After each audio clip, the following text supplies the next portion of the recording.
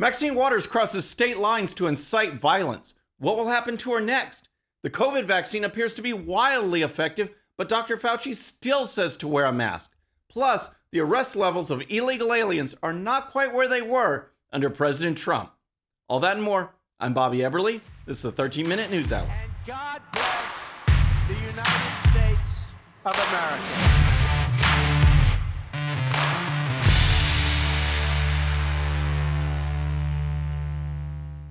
All right, friends, welcome to the show. Happy Monday. I hope you had a great weekend. If you're new to the show, thank you so much for tuning in. We're going to start with Maxine Waters, that radical liberal Democrat from California. And I have a question for you. When do you think she is going to be removed from her committees? When do you think she's going to be thrown out of Congress? And why? Here's why I ask. Because when President Trump gave his speech at the Capitol, he told people there to peacefully and patriotically let your voices be heard.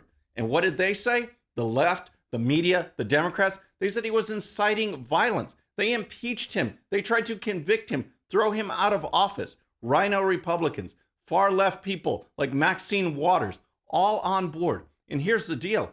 Maxine Waters has a history of incitement, a history. She said for people to get in people's faces. That's what she told a crowd. Now she's gone to Minnesota, left California, went to Minnesota to actually incite violence. And here's the story.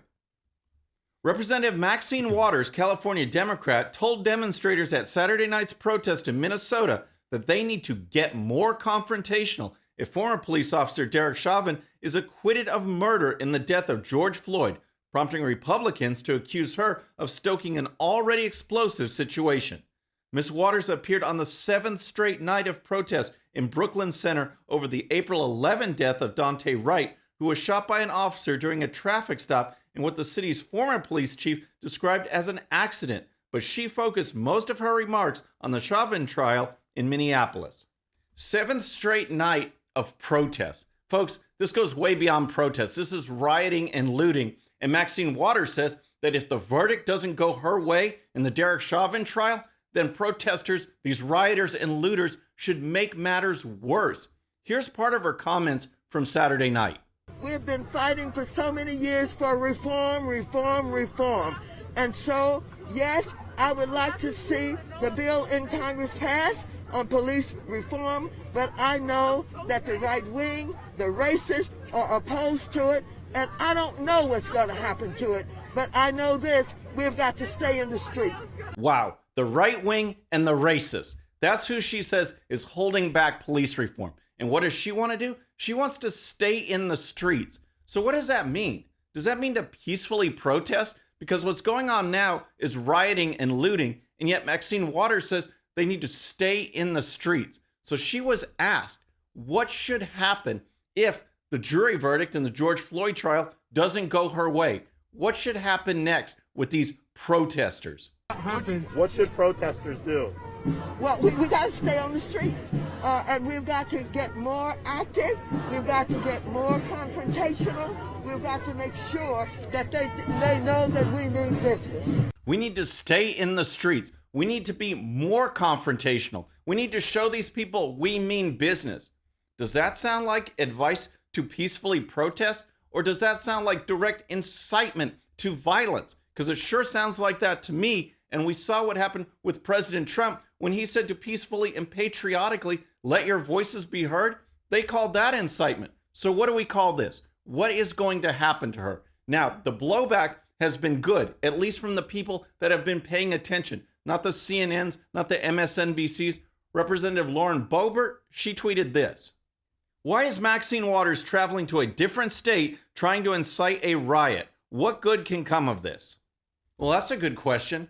Why is Maxine Waters doing this? Why is she crossing state lines to incite a riot? Because that is what she's doing. There's no mincing words with what she said. And again, contrast that to President Trump. In Minnesota, there's been days and days and days of rioting and looting, and that's what Maxine Waters says. So again, the question is, when will she lose her committee assignments? When will she be thrown out of Congress? Because this is actual incitement. All right. Next, let's talk about Dr. Fauci and the COVID vaccine, because we've got some new data for you. But first, If you're new to the show or haven't subscribed yet, please subscribe. And when you do, please hit that bell so you'll be notified. We're making our push for 150,000 subscribers, and we can do it with your help. All right, I'll need to do a follow-up from Friday's show because we have some more data on the COVID vaccine. And this is what Dr. Fauci has been saying. And this is the big beef. Tucker Carlson went at him the other night as well because he's encouraging people to get a vaccine, but then wants people to live like the vaccine doesn't work. Have your masks, no going out, lockdowns, restrictions. So does the vaccine work or not? If it prevents you from getting coronavirus, then don't have a mask. Don't lock down. Get on with your life. You can't have it both ways. Tucker Carlson, he put it this way. You see the president of the United States wearing a mask outside. You see his vice president doing the same thing. You see the guy in charge of coronavirus response, the one you just saw, telling us that, again, after you've had the vaccine, you must remain under the restrictions. So we're asking a question that is rooted in science, which is why? If this stuff works, why can't you live like it works? What are you really telling us here? So Carlson is right. Either the vaccine works or it doesn't. If it works, stop with the mask mandates. Stop with the restrictions. Stop with the lockdowns. Let people get on with their lives. That's the whole idea of getting the vaccine. And if it doesn't work, stop pushing it. Stop pushing it on people, because I've known people who have gotten sick. I've known people have run sky-high fever for days from the vaccine. It is just outrageous. So does it work or doesn't it? Well, here's some new data, because the ultimate question people want to know is, if I go get this vaccine, am I going to get COVID? Am I going to get it after getting vaccinated? Well, the new data shows that the answer is a resounding no. You will not, statistically. And here's the story. A small percentage of Americans who have been fully vaccinated reportedly ended up contracting the coronavirus later on. Data for the Centers for Disease Control and Prevention, the CDC, shows that out of around 77 million vaccinated Americans, roughly 5,800 people who received the vaccine ended up getting infected with coronavirus anyway, according to CNN. So far, about 5,800 breakthrough cases have been reported to CDC. To date, no unexpected patterns have been identified in case demographics or vaccine characteristics, the CDC told CNN in an email. So, 5,800 out of 77 million. That seems pretty unlikely, right? But that's only the people who got it. How about the people who were actually sick enough to have to go to the hospital? Here's more. Out of the 5,800 people who ended up getting the coronavirus, 396 people, or 7%, reportedly ended up requiring hospitalization, while 74 people ended up dying. The percent of vaccinated Americans who end up contracting COVID-19 is roughly around 0.007%, or less than 1%, according to the Daily Mail. Vaccine breakthrough cases are expected, guidance from the CDC notes. COVID-19 vaccines are effective and are a critical tool to bring the pandemic under control. However, no vaccines are 100% effective at preventing illness. So those are the numbers, folks. That's the science. If you get the vaccine, you have less than a 1% chance of getting COVID. Actually, you have less than 0.1% chance of getting COVID. Actually, you have less than 0.01% chance of getting COVID. 0.007% chance. That's what it is. And a much, much smaller than that of having to go to the hospital. That's what we are looking at. There is no reason to have these mask mandates at all for vaccinated people. 85% of those people who got COVID wore masks regularly. Now he wants vaccinated people, which the data shows will not get COVID, to continue wearing masks. It's just a fear tactic, a control measure. That's what's going on. All right, let's talk about what's going on at the border, because we have this surge. We have this crisis. Border Patrol is overwhelmed. The facilities are beyond capacity. More and more people keep coming in. The numbers keep going up. But you know what keeps going down? Arrests. Arrests of illegal aliens. Even those with criminal records, violent criminals, the arrest records under Biden are going down. And here's the story. President Joe Biden's administration has cut arrests of illegal aliens conducted by the Immigration and Customs Enforcement Agency by up to 80%, a new report details. An exclusive report by the Washington Times reveals that the Biden administration, thanks to its sanctuary country orders implemented in February, has made 75% fewer arrests for illegal aliens it considers priority and has cut those it considers non-priority by more than 80% compared to the same time last year. So what does this mean? It means if you're coming to the country illegally, there will probably be no consequences for that illegal action because Joe Biden's policies are encouraging people to come, ending Remain in Mexico, ending border wall construction, halting deportations, bringing people in, letting them loose, ending catch and release. That's what's going on. Every measure Joe Biden has done has increased this illegal immigration. And the word has gotten out. It's gotten out to everybody, including the bad guys who keep coming. Look at who is not getting arrested.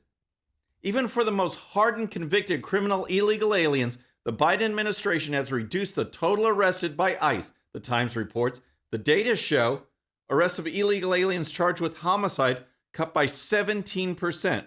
Arrests of illegal aliens charged with sexual assault cut by 22%. Arrests of illegal aliens charged with burglary cut 60%. Arrests of illegal aliens charged with drunk driving cut by 71%. Security threats cut by 42%. Immigration crimes cut by 54%. Kidnapping cut by 40%. And gun crimes cut by 30%.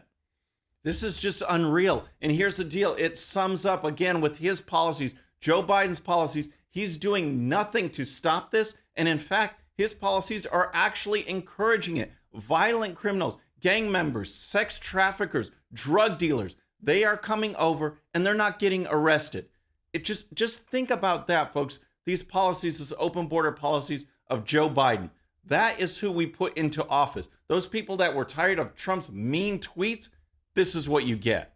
All right, next I want to give you an update on the Donlin School. This is a prestigious private school in New York City, and it is suffering from a major case of wokenessitis. That means it is so woke, it can't even function. It thinks its only job is not to educate, but bring wokeness to the students. Critical race theory, white privilege, diversity, on and on and on. Well, the parents have finally had enough, and here's the story.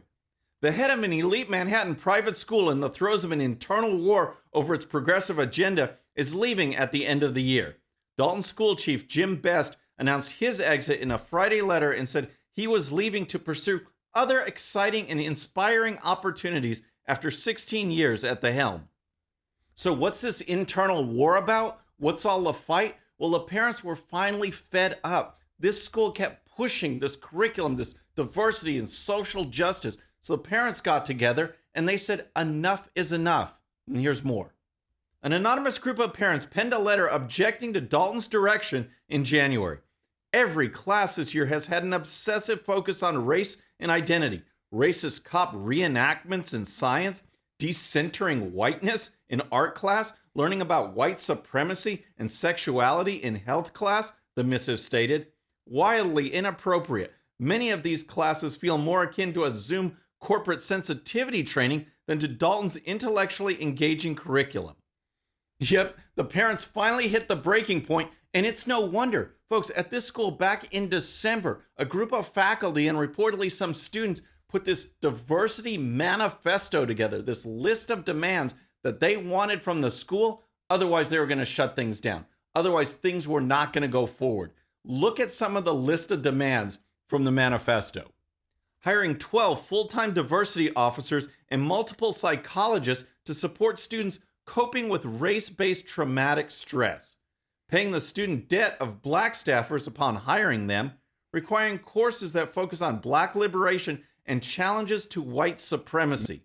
Abolishing high-level academic courses by 2023 if the performance of Black students is not on par with non-Blacks.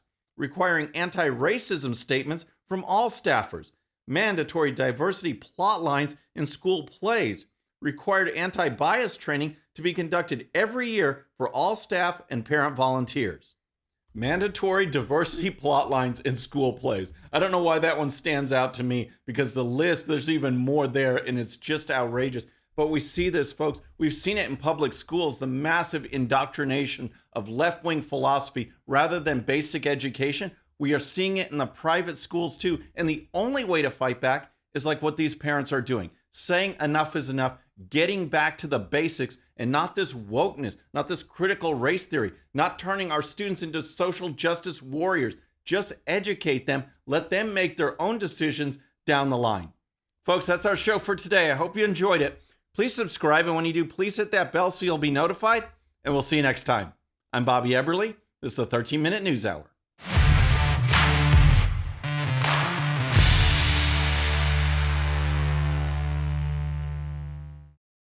Okay, friends, thanks so much for watching. And before you go, please hit that subscribe button, hit that bell so you'll be notified. And here's a special video just for you so you can watch even more of the 13-Minute News Hour. And don't forget to check out GOPUSA.com for the best in conservative news and commentary.